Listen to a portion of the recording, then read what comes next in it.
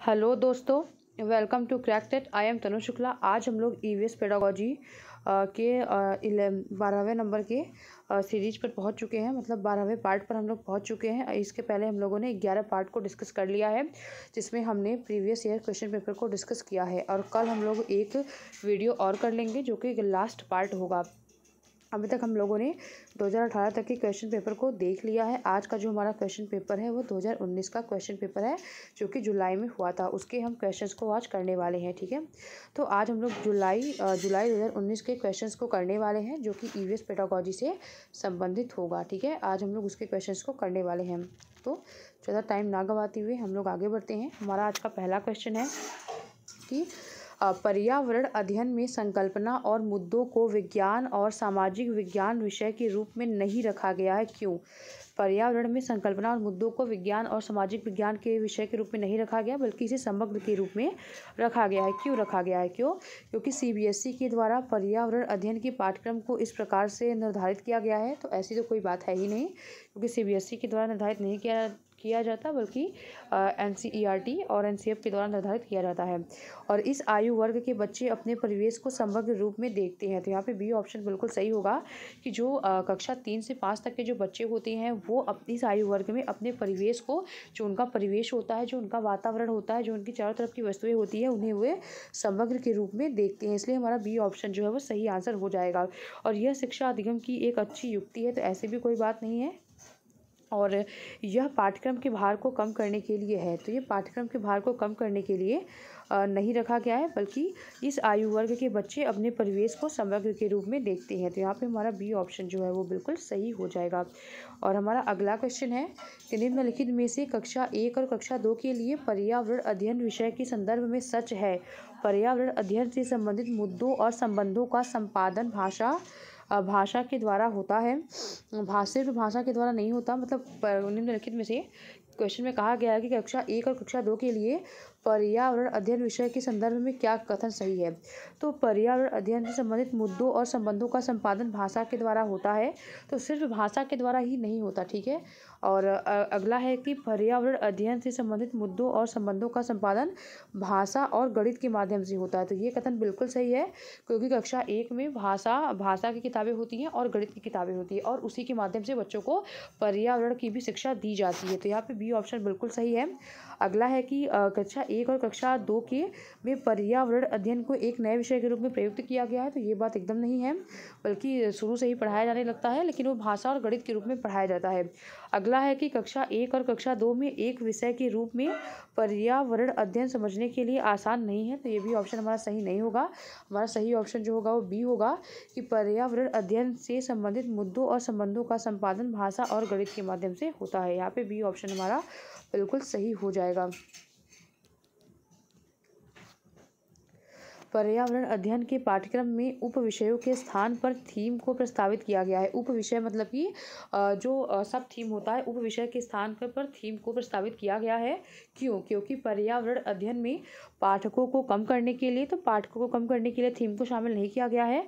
पाठकों मतलब कि पाठ को और बच्चों के परिवेशीय बोध में वृद्धि करने के लिए, या फिर बच्चों के स्थानीय परिवेश से मुद्दों से जुड़े हुए और अंतः संबंधी समाज के विकास के लिए। तो यहाँ पे सी ऑप्शन बिल्कुल सही है कि पर्यावरण अध्ययन के पाठ्यक्रम में सब थीम के स्थान पर थीम को प्रस्तावित किया गया है, ताकि बच्चों के स्थानीय परिवेश के मुद्दों से जुड़े हुए और अंतः संबंधी समाज के विकास के लिए प्रस्तावित किया गया है। और बच्चों के स्थानीय परिवेश मतलब बच्चा जहाँ जिस स्थान से, जिस लोकल एरिया, जिस समाज से बिलोंग करता है, उसके मुद्दों से जुड़े हुए बातों को जान सके और उससे समाज के से संबंध भी बिठा सके।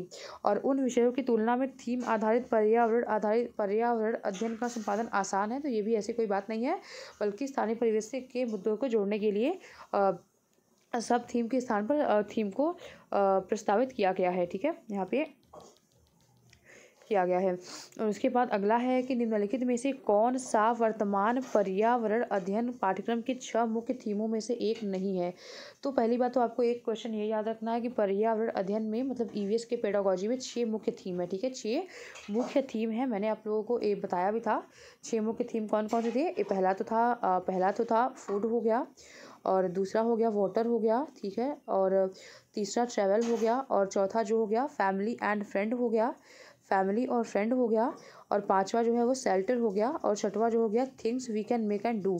तो यहाँ पे भोजन भी है, एक थीम है, तो ये आंसर तो होगा नहीं। आवास भी, मतलब कि जो शेल्टर है हमारा वो भी थीम है, तो ये भी नहीं होगा। हम चीज़ें कैसे बनाते हैं और कैसे करते हैं, तो ये भी हमारा एक थीम होता है, जो ये भी हमारा आंसर नहीं होगा। यहाँ पे सब थीम के बारे में पूछा गया है, तो मतलब यहाँ पे मुख्य थीम में से एक कौन सा नहीं है, तो काम और खेल जो है वो मुख्य थीम में नहीं आता है, बल्कि भोजन मुख्य थीम में आता है, आवास भी, और हम चीज़ें कैसे बनाते हैं, और उसके अलावा फैमिली और फ्रेंड भी आता है, वाटर भी आता है, और उसके बाद शेल्टर भी आता है, मतलब ट्रैवलिंग यात्रा भी आता है। ठीक है, आपको 6 थीम के नाम याद रखने हैं, और उसके मैं सब थीम भी आप लोगों को एक वीडियो में पढ़ाऊंगी। ठीक है, आपको वो सारी चीज़ों को क्लियर करके रखना है। और अगला क्वेश्चन है हमारा आज का कि निम्नलिखित में से कौन सा एक पर्यावरण अध्ययन के संबंध में सच नहीं है। ठीक है, सच नहीं है तो नेगेटिव पॉइंट ढूंढना है। पर्यावरण अध्ययन की प्रकृति एकीकृत है, तो ये बिल्कुल सही बात है, इसलिए ये गलत हो जाएगा आंसर। पर्यावरण अध्ययन का बाल केंद्रित अध्ययन है, तो ये भी पॉजिटिव है, नेगेटिव आंसर में ढूंढना है। पर्यावरण अध्ययन बच्चों को अपने परिवेश को खोजने का अवसर देता है, तो ये भी हमारा पॉजिटिव आंसर है, ये नेगेटिव हमें ढूंढना था। तो पर्यावरण अध्ययन वर्णन और परिभाषा पर बल देता है, तो ये कथन बिल्कुल गलत है, क्योंकि पर्यावरण अध्ययन जो होता है वो वर्णन और परिभाषा पर बल नहीं देता, बल्कि प्रयोग पर बल देता है और हैंड ऑन एक्सपीरियंस की बात करता है। लेकिन यहाँ पे हमें गलत स्टेटमेंट ही, मतलब नेगेटिव स्टेटमेंट ही ढूंढना था, तो यहाँ पे हमारा डी ऑप्शन जो है वो बिल्कुल सही हो जाएगा। और अगला क्वेश्चन है कि निम्नलिखित में से क्या एक पर्यावरण अध्ययन में ज्ञान की रचना में बहुत ही महत्वपूर्ण है। बच्चों की सक्रिय भागीदारी, या फिर बच्चों के ज्ञान को शिक्षक के ज्ञान से जोड़ना, पर्यावरण अध्ययन को कक्षा की 4 दीवारी से बाहर सीखना, या फिर बच्चों के स्थानीय ज्ञान को विद्यालय के ज्ञान से संबंधित करना। तो यहाँ पे पर्यावरण अध्ययन में ज्ञान की रचना में बहुत ही महत्वपूर्ण क्या होता है कि बच्चों की सक्रिय भागीदारी, तो ये अपने आप में बिल्कुल सही है, तो ए यहाँ पर भी है, ये ए यहाँ पर भी है, और ये यहाँ पर भी है। अब बी ऑप्शन तो हमारा आंसर नहीं बनेगा। और बच्चों के ज्ञान को शिक्षक के ज्ञान से जोड़ना, तो ये तो कोई बात ही नहीं है कि हम बच्चों के ज्ञान को शिक्षक के ज्ञान से जोड़ेंगे, तो जहाँ पर भी बी हो हम उसे हटा देंगे, तो बी कहीं है ही नहीं, तो इसकी तो कोई मतलब ही नहीं। और उसके बाद पर्यावरण अध्ययन को कक्षा की 4 दीवारी से बाहर सीखना, तो ये बिल्कुल सही कथन है। और उसके बाद सी किस में है, तो सी इसमें भी नहीं है, सी इसमें भी नहीं है, और सी इसमें भी नहीं है, तो हमारा आंसर जो बनेगा वो ए बनेगा। और बच्चों के स्थानीय ज्ञान को विद्यालय के ज्ञान से संबंधित करना, तो यहाँ पे डी भी है। ठीक है, यहाँ पे डी भर भी है, यहाँ पे हमारा ए आंसर जो है वो हमारा सही आंसर हमारा कौन सा बनेगा, तो हमारा ए जो है वो सही आंसर बनेगा कि बच्चों की सक्रिय भागीदारी, बच्चों के ज्ञान को शिक्षक के ज्ञान से जोड़ना, और बच्चों के ज्ञान को शिक्षक के ज्ञान से जोड़ना वो गलत हो जाएगा। और पर्यावरण अध्ययन को कक्षा की 4 दीवारी से बाहर सीखना, ये भी सही है। और बच्चों के स्थानीय ज्ञान को विद्यालय के ज्ञान से जोड़ना, तो ये भी सही है। ठीक है, और हमारा अगला क्वेश्चन है आज का कि पर्यावरण अध्ययन में बच्चों को जोड़ने की सबसे प्रभावशाली युक्ति क्या है। तो किससे कहानियाँ हैं। पाठ्य पुस्तक का पठन तो बहुत प्रभावशाली होगा नहीं, शिक्षक के द्वारा व्याख्यान भी प्रभावशाली नहीं होता है, और कक्षा का निर्देशन भी प्रभावशाली नहीं होता, बल्कि जब हम बच्चों को किस्से और कहानियों के माध्यम से पढ़ा रहे होते हैं तो बच्चा जो है वो रोचकता से पढ़ता है, और ये एक प्रभावशाली युक्ति में शामिल भी होता है। ठीक है, यहाँ पे ए ऑप्शन हमारा सही है। और अगला क्वेश्चन है कि पर्यावरण अध्ययन में बच्चों को पाठ्य पुस्तकों और शिक्षकों के अलावा अन्य स्रोतों की मदद लेने के लिए प्रोत्साहित करना चाहिए। ऐसा क्यों करना चाहिए, क्योंकि पर्यावरण शिक्षकों के अलावा अन्य स्रोतों की मदद से पर्यावरण पढ़ने के लिए प्रोत्साहित करना चाहिए।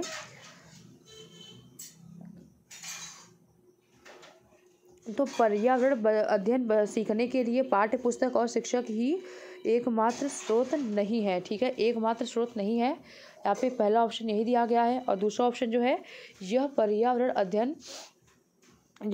अध्ययन सीखने के लिए समुदाय और माता पिता, यह पर्यावरण अध्ययन सीखने के लिए समुदाय और माता पिता की उपस्थिति का विकास करेगा। और अगला ऑप्शन है, और हमारा जो अगला ऑप्शन है वो क्या बनेगा कि यह शिक्षकों को बच्चों की पृष्ठभूमि को जानने का अवसर देगा, या फिर यह बच्चों के सौंदर्यगत और मनोक्रियात्मक कौशल का विकास करेगा। एक बार मैं फिर से बताती हूँ इस क्वेश्चन को कि पर्यावरण अध्ययन में बच्चों को पाठ्य पुस्तक और शिक्षक के अलावा अन्य स्रोतों की मदद लेने के लिए प्रोत्साहित हमें क्यों करना चाहिए। ठीक है, यहाँ पे प्रोग्राम नहीं होगा, प्रोत्साहित हमें क्यों करना चाहिए। तो मतलब शिक्षक और टीचर के अलावा भी बच्चों को हमें पर्यावरण पढ़ने के लिए प्रोत्साहित क्यों करना चाहिए। तो पर्यावरण अध्ययन सीखने के लिए पाठ्य पुस्तक और शिक्षक ही स्रोत नहीं है, तो ये बिल्कुल सही कथन है, क्योंकि शिक्षक के अलावा भी अदर चीज जगह से हम पर्यावरण के बारे में अपने आस पड़ोस अपने फैमिली के से भी सीख सकते हैं, तो ये बात तो बिल्कुल सही है। तो यहाँ पे जहाँ पर ए नहीं है वो तो आंसर होगा ही नहीं, तो यहाँ पे ये भी आंसर नहीं होगा, ये भी आंसर नहीं होगा और ये भी आंसर नहीं होगा। तो हमारा आंसर तो बी निकल गया है। लेकिन हम और भी देखते हैं कि यह पर्यावरण अध्ययन को सीखने के लिए समुदाय और माता पिता की उपस्थिति का विकास करेगा। ठीक है, ये भी बात अपने आप में। और यह शिक्षकों को बच्चों की पृष्ठभूमि को जानने का अवसर भी देगा, तो ये भी बिल्कुल सही है। लेकिन यह बच्चों के सौंदर्यगत और मनोक्रियात्मक कौशल का विकास करेगा, तो ये कथन अपने आप में गलत है। अगर यहाँ पे डी दिया भी नहीं गया है आंसर में, तो यहाँ पे हमारा बी ऑप्शन ही सही हो जाएगा। अगला क्वेश्चन है कि एक शिक्षक हमेशा क्रियाकलापों को कराने के बाद प्रश्न और चर्चाओं का संचालन करता है।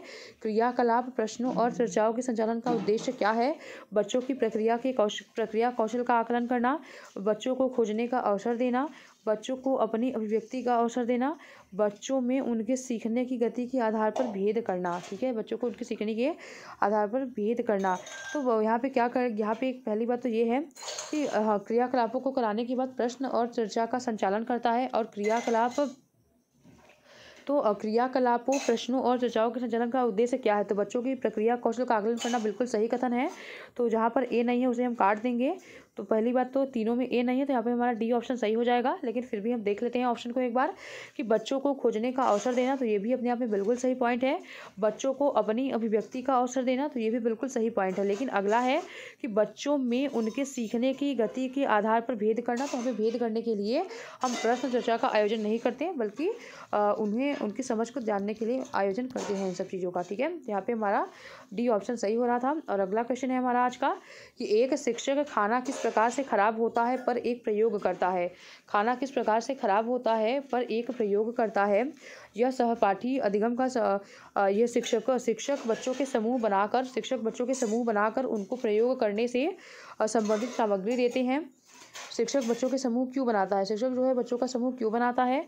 यह सहपाठी अधिगम का समर्थन करता है, तो यह बिल्कुल सही है। ए कथन तो बिल्कुल सही है, तो इसलिए हमारा बी ऑप्शन नहीं होगा और बी ऑप्शन हमारा नहीं होगा आंसर, और डी ऑप्शन भी हमारा आंसर नहीं होगा। और अगला देखें कि यह बच्चों की सामाजिक अंतःक्रिया में सुधार करता है, तो ये भी बिल्कुल अपने आप में सही है। तो ए और बी तो अपने आप में सही है, तो यहाँ पे हमारा आंसर ही ए बन जा रहा है। अगला देखते हैं, यह समूह अधिगम बिना भोजन के पर्यावरण बिना बोझ होगा। यहाँ पे भोज नहीं होगा, यहाँ पे भोज होगा। बिना बोझ के पर्यावरण अधिगम का प्रभावशाली तरीका है। तो समूह अधिगम जो है वो बिना बोझ के पर्यावरण अधिगम का प्रभावशाली तरीका है। तो ये हो सकता था, लेकिन यहाँ पे ए बी सी साथ में दिया नहीं गया है, तो उससे बेटर पॉइंट जो है वो सामाजिक अंतःक्रिया में सुधार करता है। तो यहाँ पे हमारा आंसर की में भी यही आंसर दिया गया है, तो हम ए और बी को ही सही ले जाएंगे। लेकिन अगर ए बी और सी साथ में होता तो हम सी को भी रख सकते थे। और कक्षा में अनुशासन को बनाए रखने के लिए समूह अधिगम एक महत्वपूर्ण युक्ति है, तो ये बात सही नहीं है, क्योंकि बच्चा जो है वो थोड़ी सी अनुशासनहीनता जो है वो समूह अधिगम में कर लेता है। ठीक है, और अगले क्वेश्चन पे अगर हम चलें तो देखते हैं अगला क्वेश्चन जो है वो पर्यावरण अध्ययन में शिक्षक के द्वारा बच्चों को स्वयं अपने का आकलन करने के लिए, ठीक है, स्वयं का आकलन करने के लिए अवसर देना चाहिए। तो जो स्व आकलन है उसे हम क्या कहते हैं? सीखने के समान आकलन, सीखने के समान आकलन, या फिर सीखने का आकलन, या फिर सीखने के लिए आकलन। तो सीखने के जो समान आकलन होता है वो सेल्फ का आकलन होता है। सीखने के समान का आकलन जो होता है वो सेल्फ का यहाँ पे जो सीखने के समान का जो आकलन होता है वो सेल्फ का आकलन होता है। ठीक है, अपना आकलन होता है। और जो सीखने का आकलन होता है कि बच्चों ने क्या सीख लिया, हम उसका आकलन कर रहे हैं। ठीक है, और जो सीखने के लिए आकलन होता है वो रचनात्मक आकलन होता है। मतलब कि बच्चों का रचनात्मक आकलन सीखने के लिए आकलन होता है। मतलब बच्चों ने क्या सीख लिया है, मतलब बच्चों को अगर हम कुछ सिखा रहे हैं तो क्या उसने सीख लिया या नहीं सीख लिया, यह जानने के लिए सीखने के लिए आकलन होता है। और सीखने का आकलन मतलब कि बच्चों को अगर मैंने कोई चीज़ सिखा दिया तो हम अगर उसका टेस्ट ले बच्चों ने सीख लिया, कितना सीखा है, तो वो सीखने का आकलन होगा। लेकिन जब बच्चा खुद का आकलन करता है